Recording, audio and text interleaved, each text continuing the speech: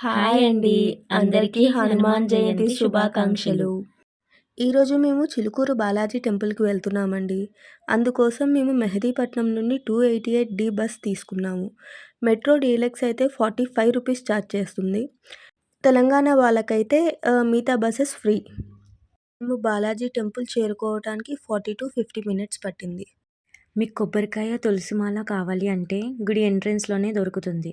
మీరక్కడ తీసుకున్నాక ఈ డాంకీ అక్కడ బొట్టు పెట్టించుకుంటుంది. దాని తర్వాత మీరు లోపలికి రాగానే కొబ్బరికాయ కొట్టడానికి స్థలం ఉంటుంది. అక్కడ మీరు కొబ్బరికాయ కొట్టి, మీరు బొట్టు పెట్టుకొని వెంటనే అక్కడ క్యూ లైన్ స్టార్ట్ అవుతుంది. అవును. ఈ చింపాంజీ మీకు చెప్పలేదు కదూ! ముందుగా మనం మహాప్రదక్షిణం ఒకసారి చేయాలి. ఒకసారి ఎందుకు అంటే ఏదైనా విష్ కోరుకున్నప్పుడు ఒకసారి చెయ్యాలి. ఆ విష్ ఫుల్‌ఫిల్ అయితే 11 టైమ్స్ చేయాలంట. ఇగోండి ఇలా క్యూ లైన్‌లో వెళ్ళిపోతున్నాము. ఇలా లోపలికి ఎంటర్ అవ్వంగానే మెయిన్ ఎంట్రన్స్ ఉంది టెంపుల్‌ది.